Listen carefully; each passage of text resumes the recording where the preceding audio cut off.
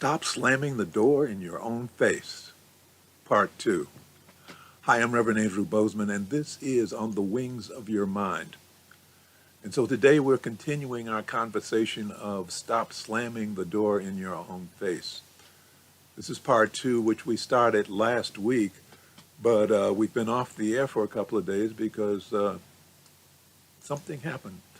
I think what happened was that somebody accidentally cut the underground cables to our internet supplier or provider. But anyway, we were down and not available, or internet was not available for a couple of days. But we are now back. And so now we're talking about continuing our talk on don't slam the door on your own self, on your own face, through your attitude and your self-doubt. Okay. Now we think it's important to realize how much of an impact your own thought processes have. I'm sure we've heard it over and over and over again from various self-empowerment teachers, self-actualization teachers, movies, books, whatever, that what you think is what you get, that your attitude controls how you are going to succeed or fail in this world. So we need to remember that as we do this exploration of ourselves and our doubts as expressed in our own self-talk, that steady conversation that goes on within our heads. I'd like to thank Beverly for her comments where she shared regarding her own self-talk. Thank you, Beverly. I always am grateful for people choosing to share their truth. So examples of what we might say to ourselves in this process of self-talk is, I'm never going to get this job, I'm so stupid, I never win anything, don't blow it again like you always do, sometimes I feel like a loser, every time I get close to something I messed it up, I'm having another panic attack. What a dumb thing for me to say. I'm not ready. I'm not good enough. I don't have the right education for this. This isn't going to work.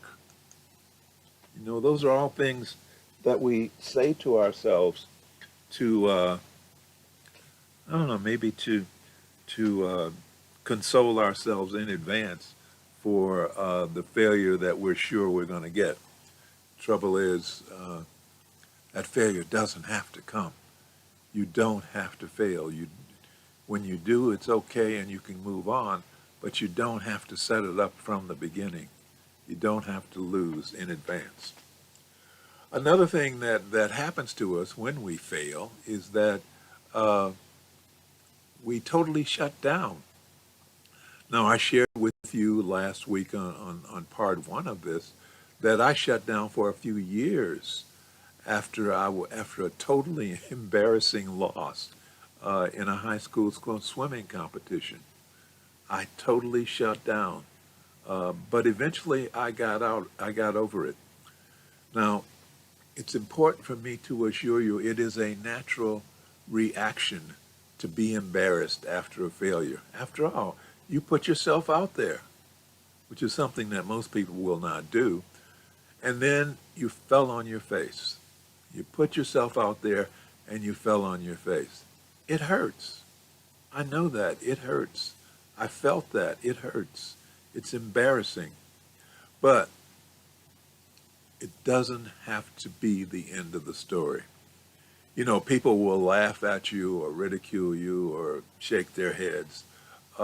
But you know what? That's mostly out of relief that it didn't happen to them. That's all it was. It's relief. I'm glad it didn't happen to me. I'm glad I didn't put myself out there and fall on my face like that. And so it just adds to their conviction that it's better to stay in hiding than it is to go out there and actually do something. But if you try and you fail, then realize this. You are one of the few, not one of the many. You are one of the few, not one of the many. If you're viewing this on YouTube, please click on the thumbs up button below.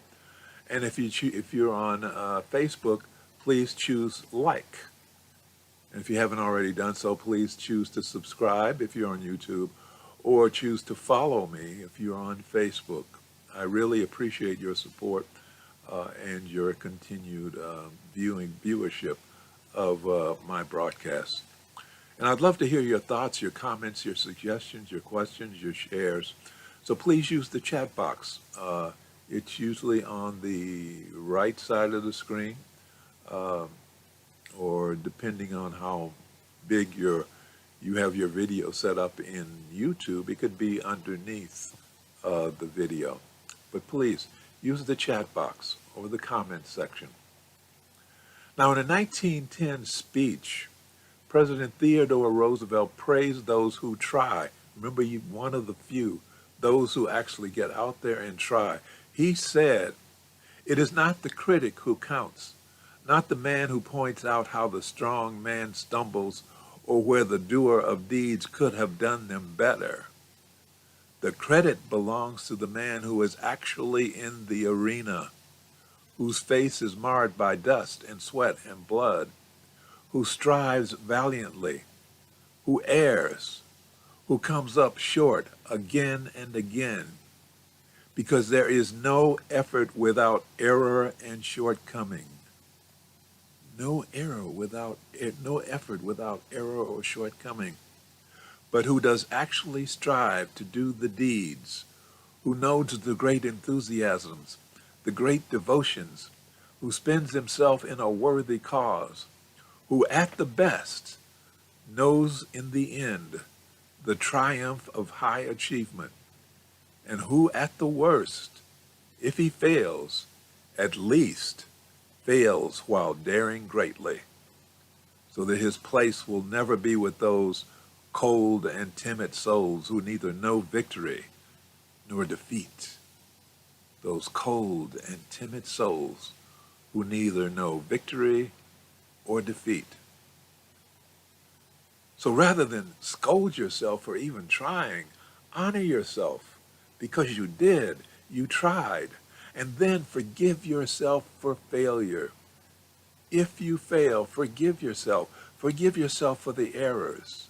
Forgive yourself because you are truly worthy of forgiveness and love. One thing that you need to realize is that those who are weak laugh at failure, but those who are truly powerful, respect failure, because it tells them that the person who failed will actually step up and face the challenge. And that is very powerful. You know, there's a story of Tom Watson, who founded the giant corporation IBM. One of his high-level employees made a mistake that cost the company over $1 million. And so the employee came into Mr. Watson's office carrying his letter of resignation. And after they discussed the event, the employee explained what went wrong with the project and how he had failed. And then he offered his resignation. Watson refused. He's saying, "Why should I accept that after I just paid $1 million for your education? I just paid $1 million for your education." Yes, the powerful know that those who have failed because they tried, because they stepped up to the challenge. And now all they need is forgiveness, so they can step up again. So how do you go about forgiving yourself? Well, one, review the situation for which you feel blame, shame, and guilt.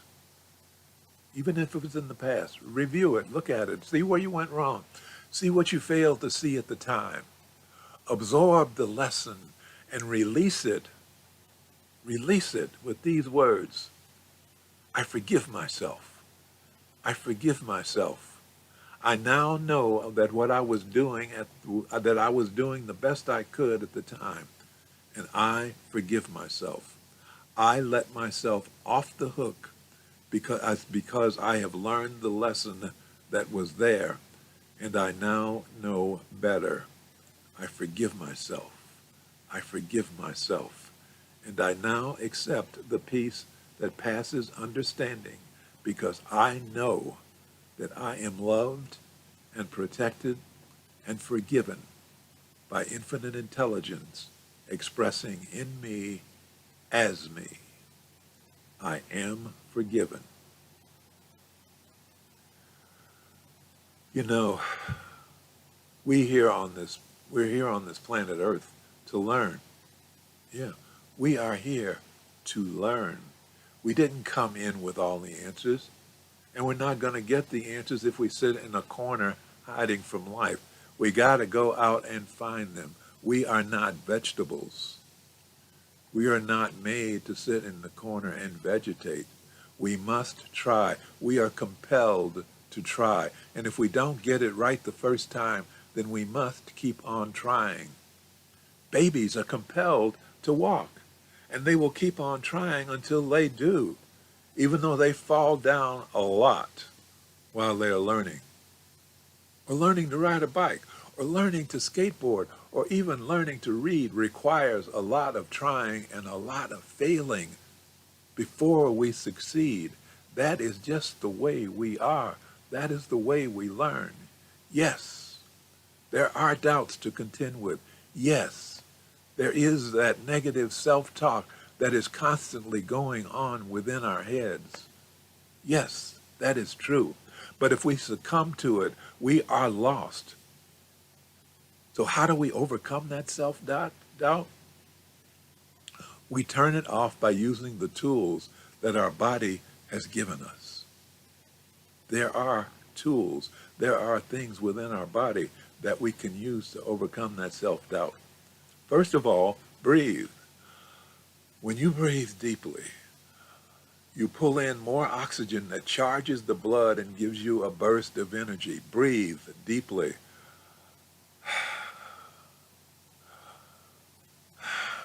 Charge up your blood. Next step is to turn on the mechanism in your body that's designed to charge you with confidence. Yeah, you have a switch within your body that is built to charge you with confidence. And that switch is called the power stance. And according to the New York Times in a 2013 article that examined the effect of that power stance, they stated a flurry of social science research over the last 3 years indicates such expansive postures release a flood of hormones that make you feel positive and at ease, even if you were a quivering mess of self-doubt beforehand. So what is this expansive pose they're talking about? What is the power stance? Here, it's the pose of superheroes and also winning athletes. Just like these photos of Superman, Wonder Woman, and Angelina Jolie. Yul Brynner as the King of Siam. Basically, it's the physical expression of an attitude of power. You notice Angelina Jolie only has one hand on her hip, but the effect is the same. The value of the power stance is that it creates a mental attitude that the body is compelled to follow. So it generates the hormones to match the attitude. And what's even more amazing about it is that the positive effect of the power stance on your mind and on your mood will last for about 15 or 20 minutes. So the next time you have to face a situation that requires a confidence boost, go into a quiet place like the bathroom and do the power stance exercise. Stand up straight. Put your hands on your hips. Put your shoulders back and your chin up. Open your feet up to the shoulder width. Puff your chest out. And it helps to add a few words of encouragement and then step out in strength. Yeah.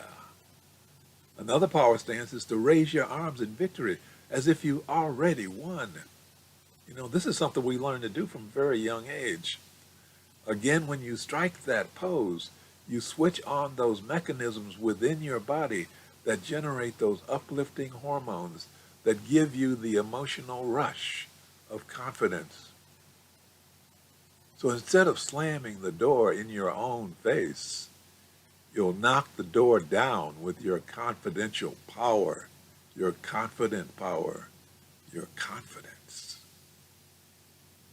So, to tear yourself away from that negative behavior and that negative thinking that is slamming the door in your face, to pull yourself away from that self-doubt and that self-recrimination if you have failed in the past. Forgive yourself. Get over it. Remember, you were doing the best you could at the time with the information you had available. It was a lesson, not a death sentence. Breathe deeply, especially if you're about to go into a stressful situation. Breathe deeply and charge up your blood with oxygen. And then go someplace quiet and put on that power stance to build up your energy and your confidence. Then go knock down some doors. You don't have to hide out. You are fully capable of standing up, taking charge, and claiming your rightful place in the world. Remember, you are an individualized expression of infinite intelligence, and you are a winner. Let's close with prayer. Thank you, infinite intelligence. Thank you for bringing us into this life so that we may become spiritual warriors and join in the work we have come here to do. Thank you, infinite intelligence. Thank you for bringing us into this space of awareness and a deeper understanding of ourselves and our relationship to life and infinite intelligence. Thank you for showing us who we really are. We open our minds and hearts to the truth of our being. We are the children of God. We are individualized expressions of infinite intelligence. And because we are part of the greater whole, we're beginning to understand our value to the continuity of life on this planet.